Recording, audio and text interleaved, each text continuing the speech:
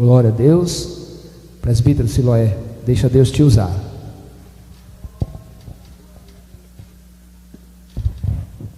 Meus irmãos, eu desejo saudá-los com a paz do Senhor, amém? Por favor, de pé comigo, abra sua Bíblia no livro de Jó, capítulo 42. Livro de Jó, capítulo 42. Enquanto os irmãos procuram o texto, eu quero tecer os meus agradecimentos, dizer aos irmãos que é uma satisfação poder estar aqui, tendo o privilégio de pela primeira vez estar neste lugar, neste evento que é preparado com muita espiritualidade, com muito cuidado, e para mim é uma honra ter sido chamado por Deus para fazer parte deste momento espiritual junto com os irmãos. Quero louvar a Deus pela vida, pelo ministério do pastor Cláudio, da sua esposa, que o Eterno continue abençoando a vida do Senhor, do Miqueias e de todos os responsáveis por este trabalho maravilhoso. Cheguei aqui, já fiz amigos, povo muito receptivo, animado, não são chatos, são crentes, e eu louvei a Deus por isso. No quarto onde tem mais uns 10 crentes, aí o negócio ficou bom, né? A gente falou de Bíblia, conversou de Deus e se edificou. Então que Deus seja louvado pela vida desses homens de Deus, ao Mateus, que foi o canal para a gente estar aqui, o Gabriel, meu amigo, que está ali, a todos da mídia, é o Anjo Black, né? Hoje vai fazer o fundo aí. Pastor, foi o senhor que chamou ele assim, né? Aí eu estou chamando, estou repetindo, né? Deus abençoe a vida de todos, amém? Eu vim sem a minha esposa, mas ela está em casa assistindo agora, intercedendo. Eu quero mandar um beijo para ela e para as minhas filhas e para o meu filho. Capítulo 42, amados, versículo de número 13, para a glória de Deus. A todos os pastores, presbíteros, diáconos, homens de Deus que estão aqui, Deus seja louvado pela vida do cantor Fábio Lima. É um privilégio ouvi-lo. Capítulo 42, versículo 13. Quem encontrou o texto, diga: eu achei o tesouro. Teve também 7 filhos e 3 filhas, e chamou o nome da primeira Gemima, e o nome da segunda Késia, e o nome da terceira Queren-Rapuque. Em toda a terra não se achavam mulheres tão formosas quanto as filhas de Jó, e o pai delas deu-lhes herança entre os irmãos. Depois disso, viveu Jó 140 anos, e viu os filhos e os filhos dos filhos, a saber, 4 gerações. Então Jó morreu velho e farto de dias. Repita comigo: ele morreu velho. Diga: ele morreu velho e farto de dias. Pode se assentar louvando a Deus. Meus irmãos, eu não quero falar precisamente sobre o tema renovo, mas quero falar sobre alguém que foi renovado. E se os irmãos me permitem, eu quero usar o tema Jó e a pedagogia da adversidade. É nesse tema que eu quero me embasar para falar com os irmãos. Lembrando aos irmãos, antes que eu comece a pregar, que eu sou o tipo do pregador que eu espero a igreja reagir para aumentar o volume e para acelerar a mensagem. Se você não reagir, isso vai ser um curso, um estudo bíblico. Mas se você reagir, nós iremos sentir a glória de Deus aqui. Eu sou que nem um Fusquinha 98. Você tem que empurrar para ele poder pegar. Então quando você dá glória a Deus aí, Deus usa aqui em cima. Então nós vamos adorar a Deus. Eu prego e você adora. Diga para o irmão do seu lado: nós vamos adorar e ele vai pregar. Glória a Deus. Meus irmãos, eu não sei se você acredita na pedagogia da adversidade, mas é um fato que a dor é pedagógica, e que Deus se utiliza do sofrimento e da adversidade para trazer ao homem lições profundas sobre a sua vida. Vale a pena que eu diga aos irmãos que aquele que sofre faz pelo menos 3 perguntas para Deus. A primeira pergunta que quem sofre faz é por quê? A segunda pergunta é onde está Deus? E a terceira é até quando? Perguntar por quê desafia a sabedoria de Deus, desafia Deus a dar uma resposta para o nosso sofrimento, desafia Deus a responder, a explicar. E nós somos sabedores, embasados na Bíblia Sagrada, que Deus não explica o porquê sofremos, Ele nos faz entender após o sofrimento o porquê de toda a adversidade. Mas Deus nunca explica, porque será uma sequência de porquês sem fim. É como um pai tentando explicar a um filho de 5 anos de idade o porquê que o sol é quente. E quando o pai disser o porquê, ele vai perguntar de novo, mas por quê? E depois por quê? E depois por quê? E depois por quê? E vai ser uma infinidade de porquês que não chegará a uma conclusão. Então Deus é aquele que entra, bagunça tudo, vai embora sem dizer nada, depois volta e resolve tudo e nos faz compreender no meio da adversidade o porquê de toda essa escuridão, o porquê de toda esta dor. Perceba que todos aqueles que entenderam o porquê sofreram não foram explicados, mas compreenderam após o sofrimento. Porque vale ressaltar aos irmãos que ninguém entende o propósito no meio do processo, só entendemos o propósito depois em que vivemos o processo. José, quando estava encerrado em um cárcere, disse ao copeiro: eu fui roubado da terra dos hebreus e nada fiz para estar aqui. Mas depois que ele está no trono como governador, ele diz aos seus irmãos: não foram vocês que me enviaram para cá, mas foi Deus quem me enviou na frente de vós. Ele não entendeu o processo, mas após o processo compreendeu o propósito. E a segunda pergunta é: aonde Deus está? Perceba que todas as vezes que Israel era levado em cativeiro, os inimigos que o haviam levado para lá perguntavam: onde está o teu Deus? No Salmo 42, Davi disse: eles me perguntam constantemente aonde está o teu Deus. E ele gritava para a sua alma: por que você está abatida, minha alma? Por que você se perturba dentro de mim? Espere em Deus, pois eu ainda o louvarei a Ele, o meu refúgio e Deus meu. Olhando para cá, perceba que perguntar aonde Deus está desafia Deus a agir agora, desafia Deus a aparecer, desafia Deus a se apresentar. E todas as vezes que Deus entrava ou usava alguém para entrar a fim de libertar o seu povo, Deus não entrava porque o povo merecia, mas Deus entrava por amor do seu próprio nome, porque as nações inimigas perguntavam: onde está o teu Deus? E Deus aparecia e com braço forte feria a terra inimiga e tirava o seu povo do meio da adversidade. Ei, perguntar aonde Ele está é desafiá-lo a aparecer hoje aqui em Madalena e fazer alguma coisa. A terceira e última pergunta que quem sofre faz a Deus é: até quando? Perguntar até quando desafia o Kairos, desafia o tempo. Quando nós que estamos aqui sabemos, ou quem já sofreu ou está sofrendo sabe, que Deus não age no Cronos, Deus age no Kairos. Nós agimos com horas, agimos com dias, agimos com semanas, com meses, com anos, com tempos, mas Deus age fora do tempo, Ele é atemporal.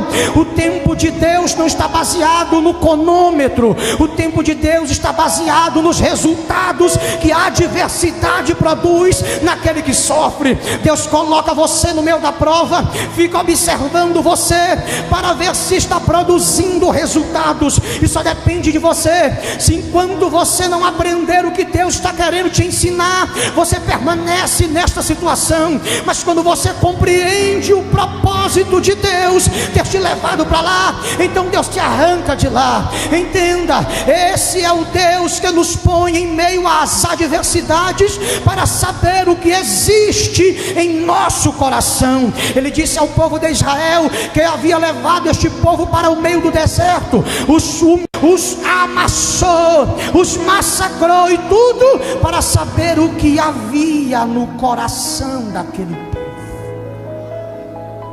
Talvez essa adversidade hoje É Deus querendo saber o que existe aqui.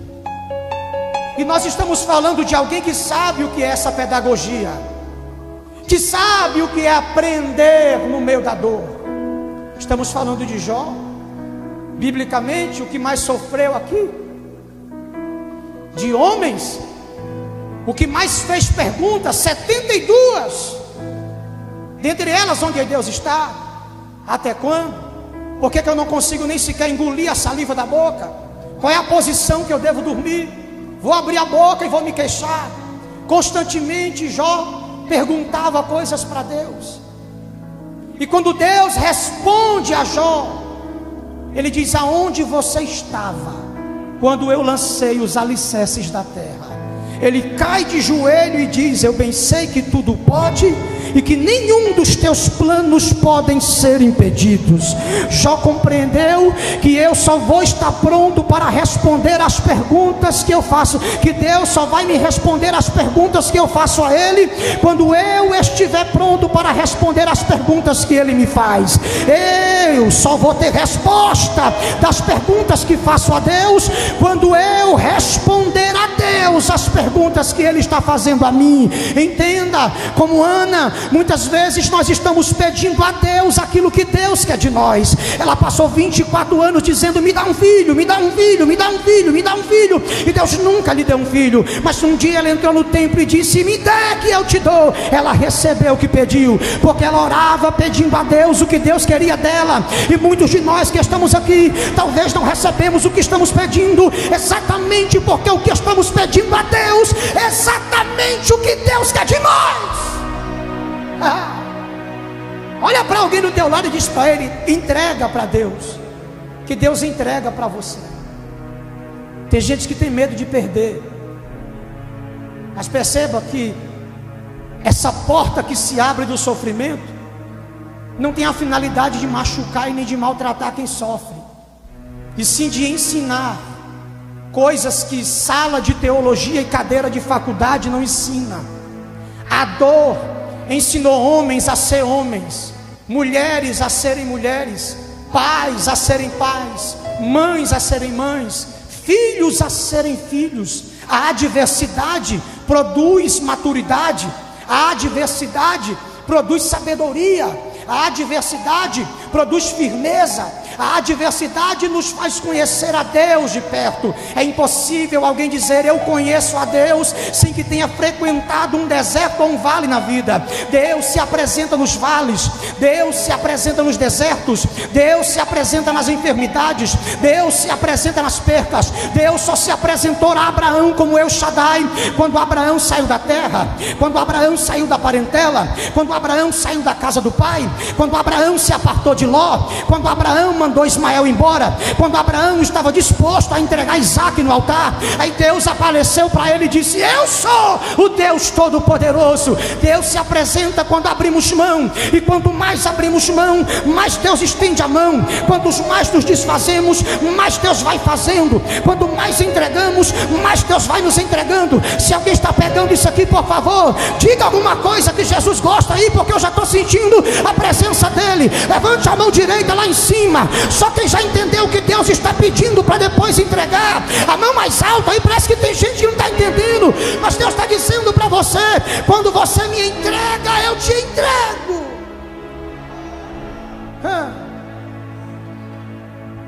No capítulo 1, perceba, se inicia a adversidade.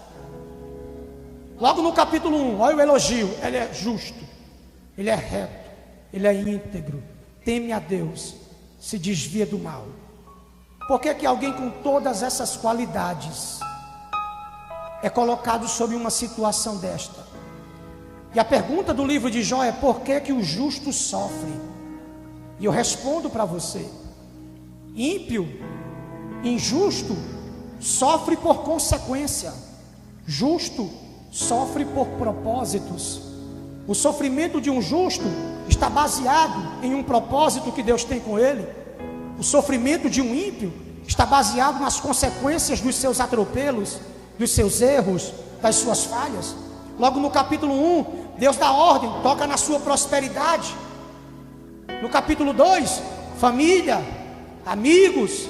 Capítulo 3, está enfermo, está doente, sem amigos, a esposa perdendo a fé. Olha no 1, quando Satanás vem de cima para baixo, ele toca primeiro nos bois. Diga para o seu irmão, a fazenda é de Jó, mas a igreja é de Jesus Cristo. Quando ele toca nos bois, Satanás está dizendo, o que eu queria tocar de verdade era na força dele, porque os bois na Bíblia é símbolo da força. Depois ele toca nas jumentas. Perceba, não são jumentos, são jumentas. Jumentas se reproduzem muito rápido. A capacidade de multiplicar-se, era isso que eu queria tocar em Jó. Depois ele toca nos camelos, capacidade para resistir ao deserto. Olha isso. Satanás queria tocar na força de Jó, achando que a força de Jó estava naquilo que ele possuía. Mas a força de Jó não estava no que possuía, estava em Deus. Porque quando ele toma o que Jó possui, Jó diz, o Senhor deu, o Senhor tomou, bendito seja o nome do Senhor. Quando ele toca nas jumentas, ele queria tocar na capacidade de multiplicar que Jó tinha. Mas Jó não se multiplica porque os animais reproduzem. Jó se multiplica porque ele teme a Deus, porque ele é justo diante de Deus, ele é reto diante de Deus, ele teme a Deus e se desvia do mal. E o segredo de Jó não está no que possui, está na obediência, está no temor que ele tem a Deus. Quando ele toca nos camelos, ele está dizendo, eu queria tocar na capacidade que ele tem de resistir às provas. Mas a capacidade que Jó tem de resistir às provas não está embasado naquilo que Satanás disse também. E tu fez um muro em volta dele, ele tem tudo o que quer. Aí Deus disse, vai e toca. Quando Satanás arranca tudo, Jó continua crente. Você não pegou não. Lembra da viúvinha do azeite? Marido morreu, os credores estão na porta. Ela vai no profeta e fala assim, ó, a tua serva não tem nada. Olha aí, marido morto, endividada, os credores na porta, e ela dizendo, a tua serva continua servindo, mesmo com toda a adversidade que lhe sobreveio, ela ainda é serva, ela ainda está, ela ainda permanece. Tem gente que, se Deus fechar uma porta hoje, bota a corda no pescoço e se enforca.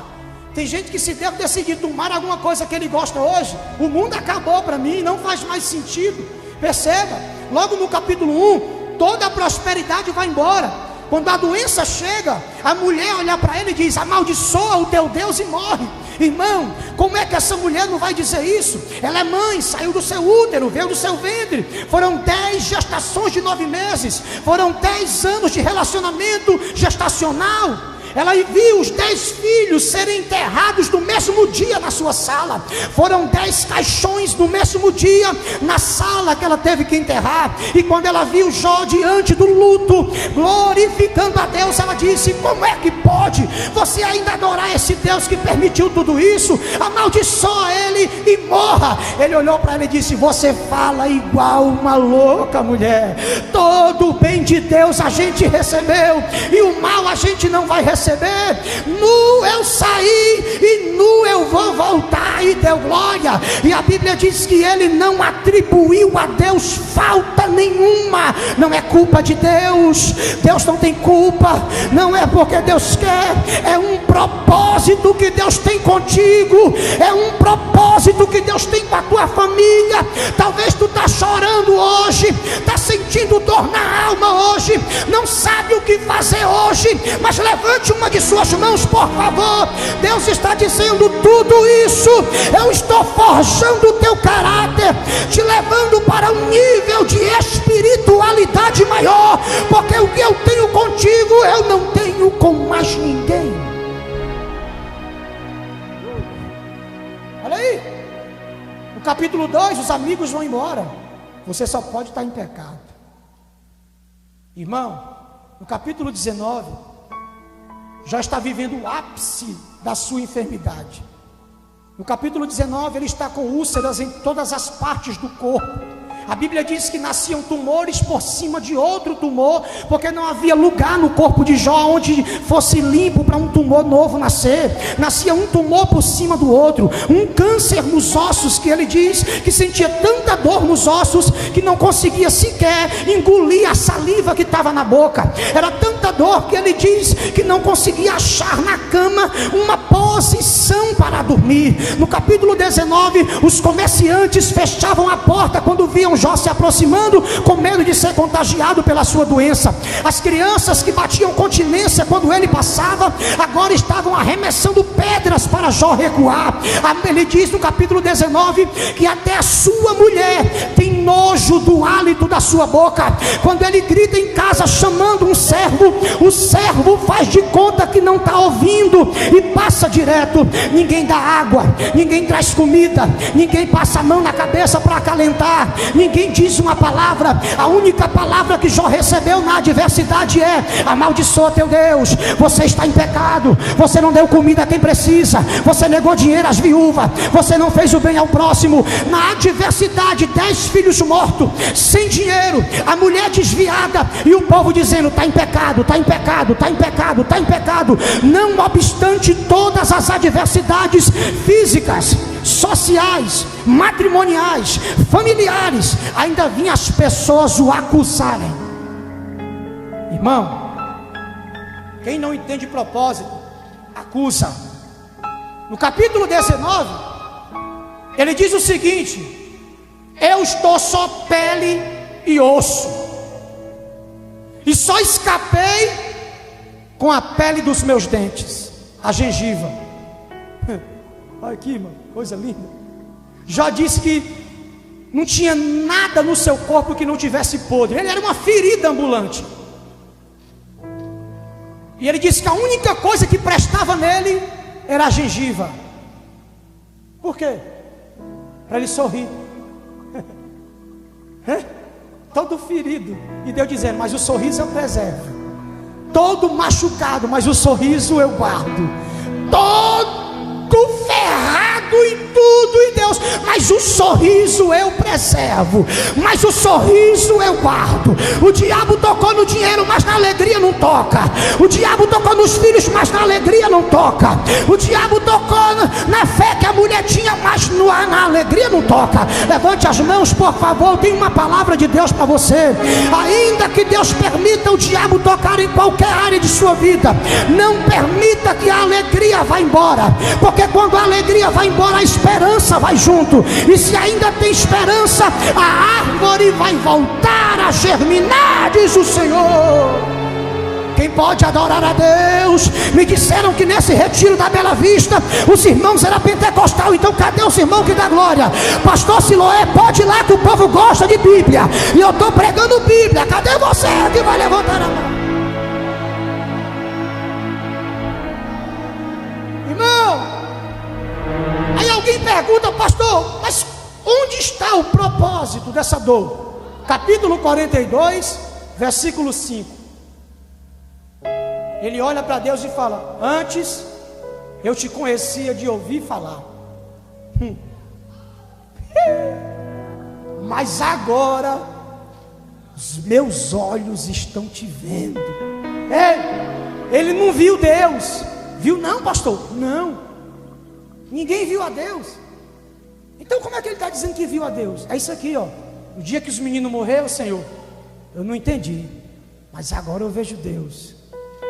No dia que a mulher falou: amaldiçoa teu Deus e morre, eu não entendi, fiquei até com raiva dela, mas agora eu vejo Deus. No dia que o gado morreu, que o jumento morreu, que o camelo morreu, que as ovelhas morreram, eu disse: eu não estou entendendo nada, mas agora eu vejo Deus. Vê Deus aonde? Deus estava tirando Jó de um relacionamento de quem conhece Deus apenas de ouvir, para levar-o para um relacionamento de quem conhece Deus em ver. Não basta ter relacionamento apenas com a casa de Deus, temos que ter relacionamento com Deus. Tem muita gente que serve a Deus sem conhecer a Deus, e Deus está dizendo: ainda que eu tenha que abrir portas de adversidade, mas eu vou me apresentar para você, diz o Senhor. Primeiro livro de Samuel, capítulo 3, versículo 1. E o menino Samuel servia ao Senhor. Versículo 7. Porém Samuel ainda não conhecia o Senhor. Como é que alguém serve a Deus sem conhecer a Deus? Capítulo 2, versículo 12. E os filhos de Eli eram filhos de Belial, não conheciam o Senhor, mas eram sacerdotes, tinham cargos, funções eclesiásticas, mas não conheciam o Senhor. E é possível, pastor, ter cargo sem conhecer Deus? É. E é possível servir Deus sem conhecer Deus? É.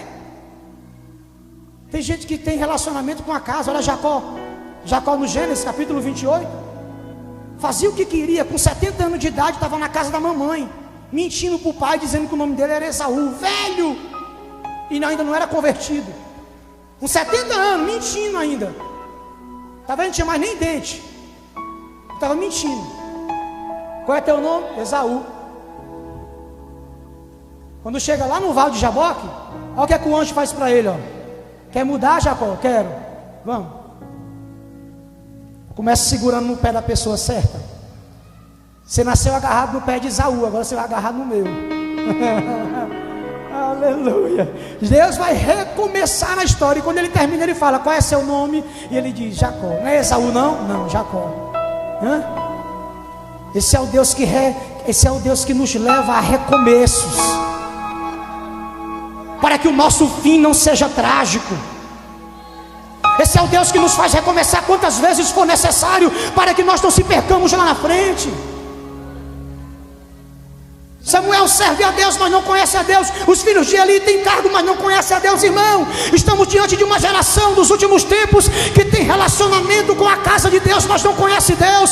Quando Jacó teve o relacionamento, ele disse: esse lugar é a casa de Deus, terrível é esse lugar. Aqui o nome aqui é Betel, é casa de Deus. Aí lá na frente ele tem uma experiência em Peniel, face de Deus. Agora ele sai de um relacionamento com a casa para um relacionamento com a face. É Deus dizendo: eu não quero que você conheça só a minha casa, eu não quero que você conheça só a liturgia, eu não quero que você só conheça só a letra do louvor, eu não quero que você só conheça uma mensagem dada pelo chat GPT. Não, eu quero que você se relacione, eu quero que você mergulhe, eu quero que você desça, eu quero abrir a porta e quero que você entre por essa porta que eu estou abrindo hoje aqui, entre por essa porta que eu estou abrindo hoje, e nessa porta eu vou me apresentar para você.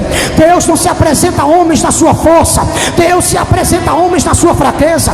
Quando Deus quer se revelar a alguém, Deus enfraquece o homem, Deus bate no homem, Deus toma do homem, Deus humilha o homem. E quando ele está humilhado, chorando, maltratado, Deus se revela, o renova, devolve tudo o que ele perdeu e o coloca em posições ainda maiores do que aqui ele estava. Será que eu estou pregando para alguém que acredita nesta palavra?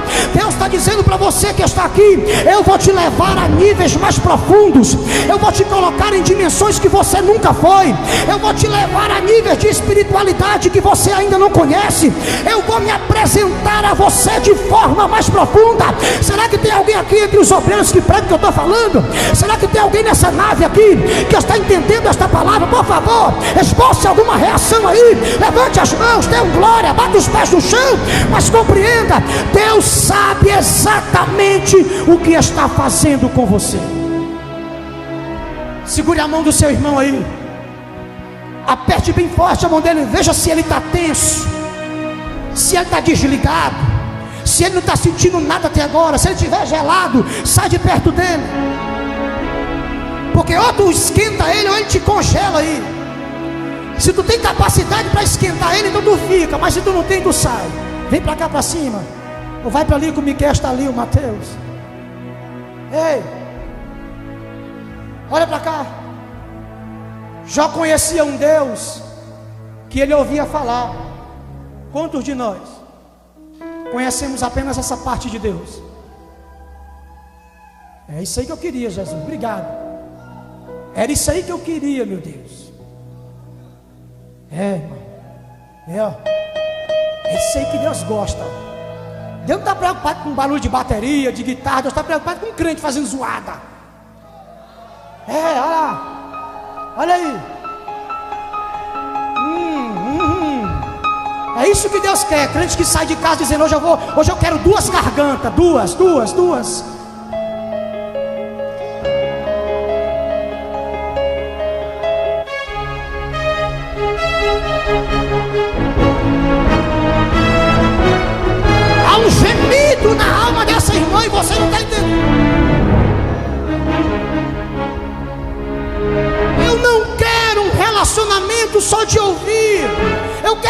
relacionamento de ver, então entra. Deus nunca vai te explicar não, Ele vai abrir a porta e vai deixar você entrar. Sabe o que Deus mostrou para José? Um trono.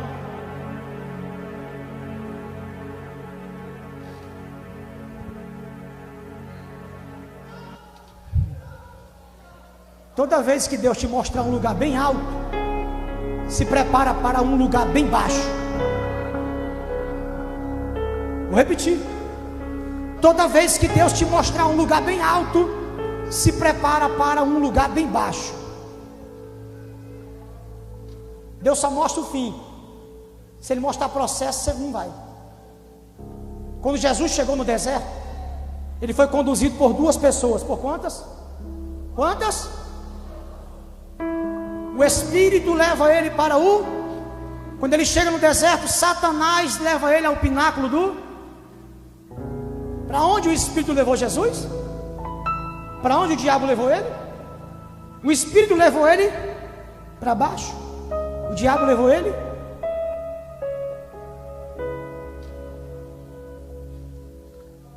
Cuidado com esse desejo obsessivo por lugares altos.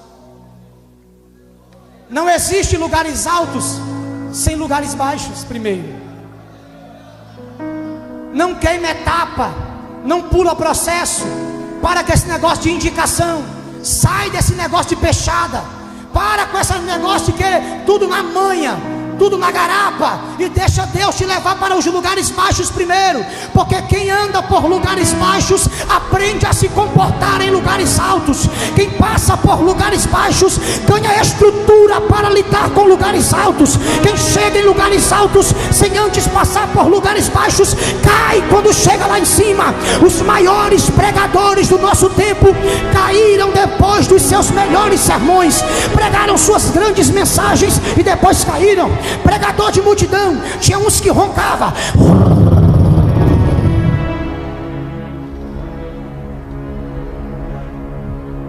Não é?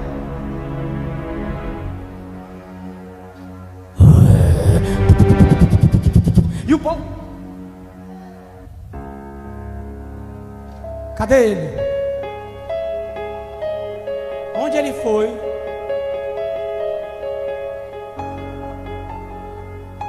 Oh, coisa boa é quando Deus leva. Oh, coisa boa é quando Deus conduz. Ei, o diabinho chegou e falou assim, ó. Quando ele teve fome, o diabo chegou, pastor Cláudio, e disse: transforma a pedra em pão e come. Aí ele olhou para as pedras, não transformou. Aí lá em Lucas 11, ele com a experiência, ele falou assim, ó: qual de vocês é o pai que se o filho pedir um pão, vai dar uma pedra? Ele lembrou do deserto. Porque se eu quero pão e vem pedra, não é o pai. Se eu quero pão e vem pedra, não é o pai. Mas tem gente que por não saber esperar o pão se abraça com as pedras. Tem gente comendo pedra porque não sabe esperar o pão. Isso aqui é coisa para gente espiritual, viu? Tem gente que não espera o pão chegar. Aí as pedras vêm primeiro. Ele fala: enquanto não vem pão, vamos comendo pedra. Eu prefiro ficar com fome. Jesus falou: não, eu estou vivendo agora só de palavra. E ele se arrete. Olha para o teu irmão e diz para ele: eu estou vivendo de palavra. Diz para ele: as pedras eu estou deixando passar. Diz para ele: eu estou esperando o pão. Irmão, olha para a vida deste homem. Olha a diversidade, olha a pedagogia, olha o ensino. Ele agora conhece Deus não só de ouvir, mas conhece de ver. Tem gente que está aqui hoje, nesse ginásio, que só é o que é, porque passou pelo que passou. Tem gente que está aqui hoje, que só tem o que tem, porque quando queria não tinha. Tem gente que está aqui hoje, que sabe o que é pedir emprestado, sabe o que é alguém dizer não tenho, tendo, sabe o que é alguém dizer não, já levou não na cara, já teve porta batida, Tem gente que está aqui hoje, que só alcançou a posição que alcançou, só tem a maturidade que tem, porque sabe o que é ser esmagado pelas mãos de Deus para espremer azeite, sabe o que é jorrar azeite pelos dedos quando Deus aperta. Tem gente que está aqui hoje, vendo gente eufórica, pulando, gritando no meio da rua, e não entende, pastor, quando a gente chega na igreja, a gente quer tudo. Se der 10 cargos a gente quer, 10 posição a gente quer, se mandar a gente dirigir 20 cultos dirige, mas quando a gente se converte, dá só a bênção apostólica. Perceba, criança nasce com a mão fechada, velhos morrem com a mão aberta. Criança tudo o que vê quer, idosos só se importam com Jesus. Quando eu falo idoso, não falo de idade, eu falo de quem já aprendeu na pedagogia da diversidade, que Deus importa mais do que as coisas. Tem gente que foi provado aqui que aprendeu a mesma coisa que Jó, a mesma coisa que Mefibosete, que quando Deus quer abençoar alguém, Deus não dá coisas, Deus apresenta pessoas. Quem aqui no meio desse povo está orando pedindo coisas, está orando errado. Peça para Deus apresentar alguém a você. Pessoas valem mais que coisas. Quem tem pessoas tem coisas, mas quem tem coisas nem sempre tem pessoas. Deus está dizendo, as pessoas são mais valiosas. Olha para cá, no finalzinho da adversidade que ele passou, começou a ter filhos novamente, 7 homens. Aí as 3 últimas mulheres, já deu o nome dela, uma de Gemima, colocou o nome na outra de Késia. Eu sugiro você colocar um desses nomes nos seus próximos filhos, tá? E o nome da outra de Keren Rapuk. Só quem tinha coragem de botar esse nome na filha, diga amém. É isso, irmão. Pastor, 3 fases na vida de Jó. Primeira fase é a fase da Gemima. Jó viveu dias escuros, Jó viveu dias de trevas. Jó sabe o que é luz apagada. Jó sabe o que é gemer com um pano na boca. Jó sabe o que é querer conselho e não ter. Jó sabe o que é ser bloqueado. Jó sabe o que é ser acusado sem ter culpa. Jó sabe o que é ter sua vida virada de cabeça para baixo por um Deus que não está a fim de explicar nada. Mas quando a menina nasceu, ele disse, mas o dia vai nascer. Quer falar no microfone? Não sabe falar. Mas o dia vai nascer. Mas o dia vai nascer. O nome da menina é Alvorada. O nascer do dia. Olha o que Davi disse no Salmo 30, verso 5. O choro pode durar uma noite, mas a alegria vem pelo amanhecer. Ele caracteriza a noite como o período do sofrimento e o dia como a fase da alegria, aonde toda dor é subjugada pela alegria de Deus, pelo renovo que Deus nos traz. Já falou, eu vivi dias de escuridão, mas nunca deixei de acreditar que o dia vai nascer, o sol vai clarear, que a luz de Deus vai bater na escuridão das minhas dores, que a luz de Deus vai bater na escuridão das minhas feridas e vai trazer alegria outra vez para a minha vida. Eu acredito que Deus renova. Gemima, nasceu a outra, eu não quero ser enfadonho. Késia, quando Késia nasce, ele olha para a menina, olha bem para o seu semblante, começa a recordar o que passou, começa a lembrar o que sofreu, começa a lembrar dos dias em que ele gritava pelos servos pedindo água, que ele falava com a esposa e ela colocava a mão no nariz, que ele tentava fazer negócios no comércio e ninguém queria. Ele olha para a menina e lembra de mais uma fase da sua vida, a fase das suas enfermidades, onde o povo tapava o nariz quando ele passava, porque a pele de Jó jorrava salmoura. Aí ele falou, o nome dela vai ser Késia, canela, a essência, usada para fazer incenso, para fazer perfumes, para fazer aromas. Aí ele falou: eu vivi dias em que o povo tapava o nariz, mas Deus voltou a exalar o seu cheiro em mim. Deus voltou a exalar a essência do seu Espírito na minha vida. Teve dias que ninguém queria me ver, teve dias que ninguém queria sentir o meu cheiro, mas Deus voltou a clarear, Deus voltou a jorrar essência, e eu já estou sentindo esse cheiro agradável, e é cheiro de milagre. As jumentas vão voltar a nascer, os camelos vão voltar a crescer, e os bois vão voltar a arar a terra, a mulher vai se reconciliar, os amigos vão pedir perdão, o dinheiro vai voltar para a conta, e eu vou voltar a dizer: grande, grande, grande, grande, grande, grande, grande, grande, grande, grande é o Senhor, que exalou a sua essência na minha vida. Fica de pé. Eu sei que depois que passa das 9, irmão, fica pesado. Mas eu estou até me surpreendendo com o povo de Madalena. O povo sorrindo, levantando a mão, dando glória, gemendo, né?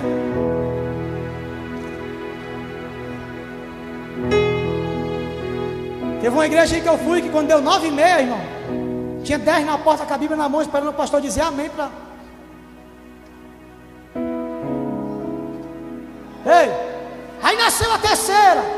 Quem lembra o nome dela? Keren Rapuk.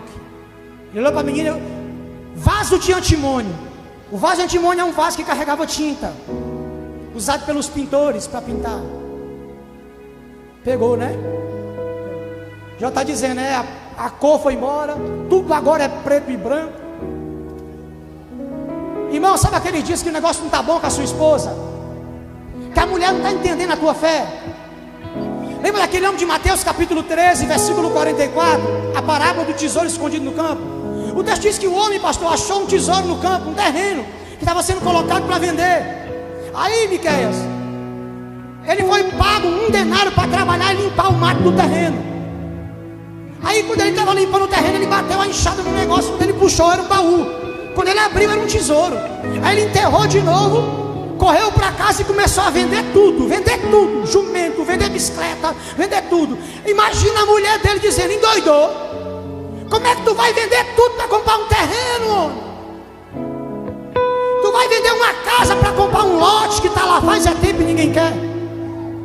Nem o dono quer um lote. Eu gosto de crente assim. Nem o crente quer um lote, tu vai comprar. Irmão, isso aqui é loucura, é coisa de crente que tem relacionamento com Deus. É só quem entende o que achou, é só quem entende o que encontrou. Quem entende o que encontrou faz loucura, faz coisa que ninguém entende. Rapaz, ficou doido, tá maluco. Crente que nunca foi chamado de doido não está vivendo o evangelho ainda. Levante a mão só os doidos, até as duas. Mas nós somos doidos por Jesus. Quem pega comigo diz amém. Dá uma olhadinha pro teu irmão, vê se ele tem cara de quem é doido por Jesus. Se ele sorriu, ele é. Agora se ele abriu a boca. O homem vendeu tudo, a mulher doidou. Irmão, quando Jó percebeu que toda a sua vida estava preto e branco, e quando a menina nasceu, ele falou: o nome dela vai ser vaso de antimônio, porque Deus começou a colorir o negócio por aqui. Rapaz, estava tudo preto e branco, mas Deus começou a botar um azul aqui, colocou um amarelo aqui, já passou um verdinho aqui na porta, até a porta já começou a passar verniz, e eu já vejo Deus colorindo, porque eu já vejo o crente sorrindo. Você está aqui talvez cheio de conta, mas está com a mão levantada dando glória, porque está entendendo que Deus vai começar a colorir a tua vida. Porque se tem um pintor que sabe colocar cor naquilo que é preto e branco, é Jesus. Ele não só faz a madeira, ele não só faz o móvel, mas ele pinta também, ele colore também. E só quem crê que Deus Deus está colorindo a sua vida. Por favor, levante as suas duas mãos lá em cima por alguns minutos e comece a adorar a Deus. Comece a exaltar a Deus. Isso. Com a mão lá em cima, com a mão lá em cima, com a mão lá em cima. Comece a declarar isso, vai. Porque eu já vejo Deus pintando, pintando, pintando, pintando, colorindo. Aquela área que estava preto e branco na tua vida, Deus está colorindo hoje. Bora, Gabriel. Não faz eu cantar não, que eu não sei não, Gabriel. Vai, vai. Só você que acredita. Só você que acredita.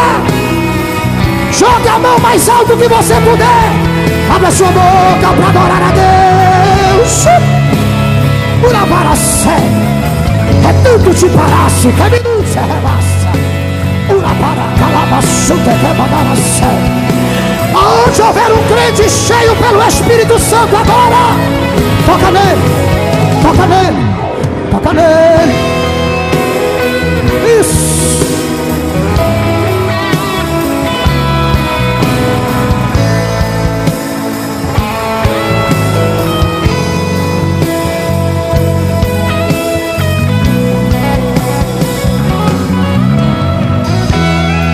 Sai do teu lugar.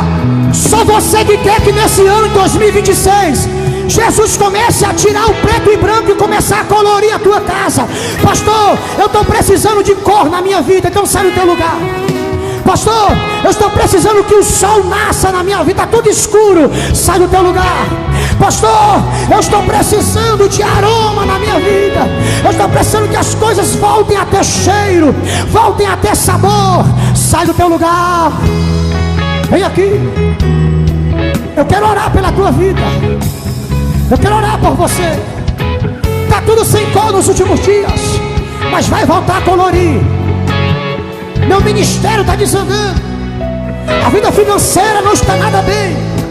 Nos últimos dias eu estou só perdendo. Vai voltar a ganhar. Já tem gente vindo. Já tem gente vindo. Só você que está no meio da adversidade. Eu estou vivendo uma prova na minha vida que eu não estou entendendo. Vem pra cá.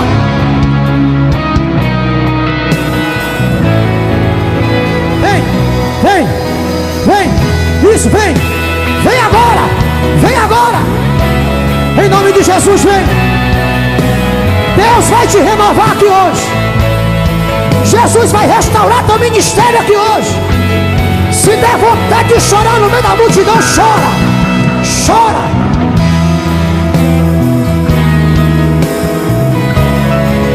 Grita, vem, grita, grita, bota pra fora. Deixa sair pra fora, põe pra fora, põe pra fora. Deixa Jesus quebrar teu coração aqui hoje.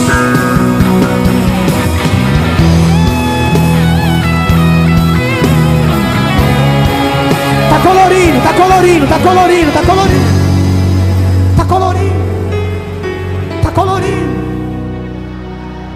Não vai ficar preto e branco não, irmão. Não vai ficar sem cor não, viu?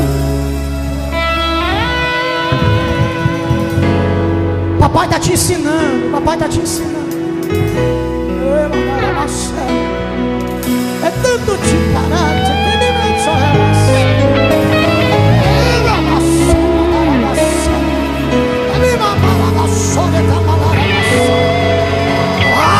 do céu me também é pra parar com a morte, é pra pagar baixo. Rebeca mal, só pra pagar maçã. Mimi, só pra poder que me amassana. Rebelou-se, que me monta para maçã. A sopa macama conte, rebrimpo, pele pra maçã, caramba. A minha baixou, ribiga e me moço. É, mas vivo que eu rasgo o céu. Rimo monte, que me dá glória. É dá pra mamão, se me mate, me porque tentaram que me preparasse, mas no meio chove massa, porque eu estou derramando a minha glória sobre este lugar. lugar. Eu estou ensinando em meio à adversidade que quando a tua dor está alta, eu rasgo o céu sobre a tua vida, porque tentaram parar você e não foi só uma vez, mas eu me revelei para ti, diz o Senhor, e a minha glória te toca agora no meio desta multidão, e como sinal que eu estou presente aqui, eu começo a usar aqueles que são batizados pelo meu Espírito.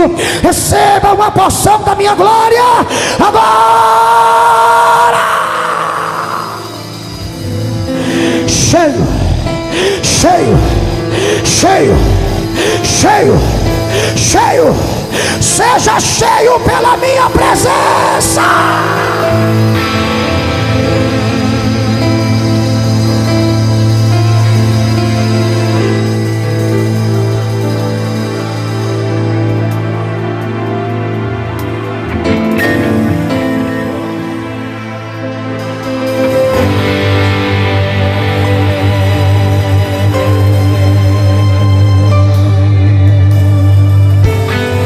A glória de Deus descendo neste lugar. Receba o abraço do Espírito Santo sobre a tua vida. Eu renovo o teu ministério.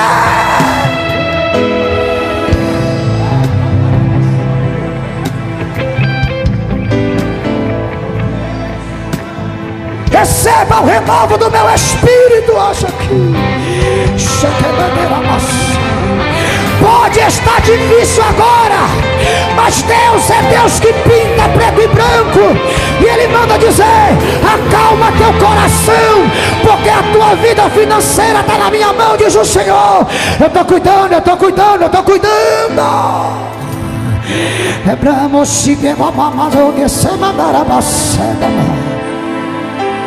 Eu te trouxe neste lugar com um propósito. Eu te trouxe aqui para sarar tuas veias arteriais. E eu estou atacando agora, estou desentupindo. A mulher está toda arrepiada e você não está dando glória. Abre a tua boca para adorar Jesus aqui. Estou sentindo a presença dEle. Estou sentindo a presença dEle.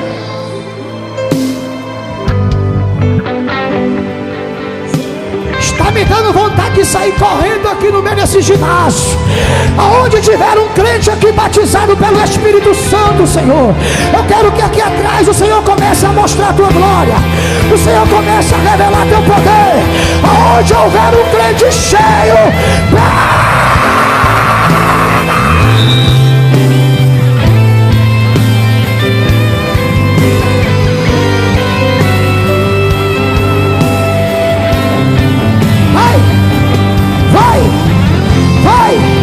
deixa Deus tomar a tua vida, deixa.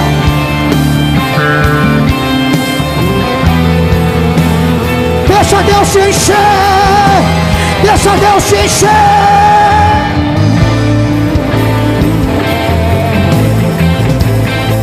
Pastor Cláudio, o Espírito Santo está falando ao meu coração que Ele vai marcar esse retiro com uma marca que Ele nunca fez outrora. Ele fará antes que esse retiro acabe. Eu batizarei pessoas nesse lugar, derramarei da minha glória, revelarei o meu Espírito a quem ainda não tem, derramarei da minha água sobre esta casa, e todo aquele que está fraco eu fortalecerei, todo aquele que está caído eu, o Senhor, levantarei. O Senhor é Deus nessa noite, que estende a mão sobre essa casa, que estende a mão sobre este povo e diz: seja cheio, seja renovado pela minha glória.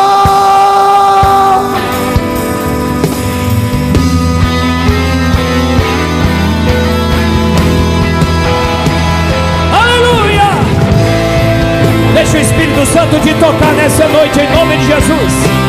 Seja renovado, seja cheio, seja cheio, seja cheio, seja cheio da graça de Deus.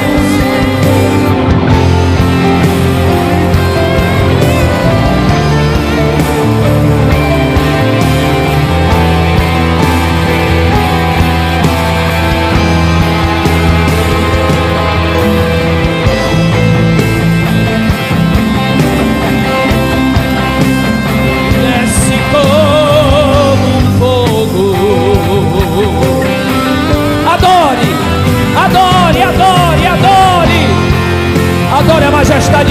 glória nesta noite e enche-me de novo. Adora o reino, adora a igreja.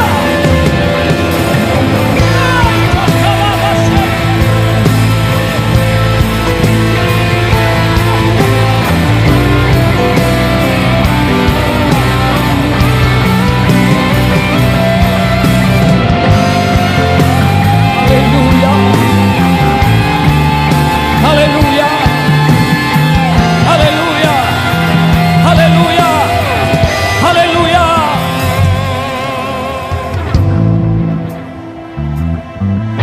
Aleluia, aleluia. Jesus está derramando glória, Jesus está derramando poder aqui. Tem crente sendo renovado em línguas estranhas.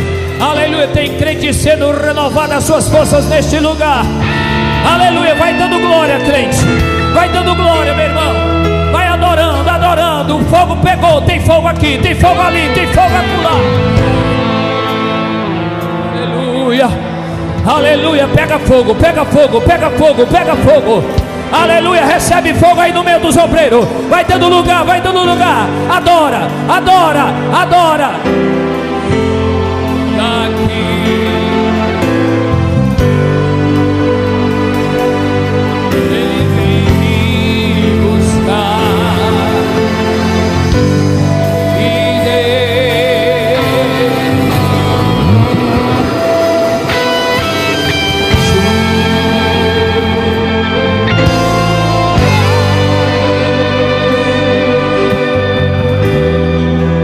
Fecha teus olhos e adora, fecha teus olhos e adora. Não te preocupa com o que Deus vai fazer aqui. Deixa o Senhor te tocar, deixa o Senhor te encher. Aleluia, vai batizando Jesus, batiza Jesus. Renova Jesus, batiza Jesus, batiza, batiza. Aleluia, aleluia, aleluia.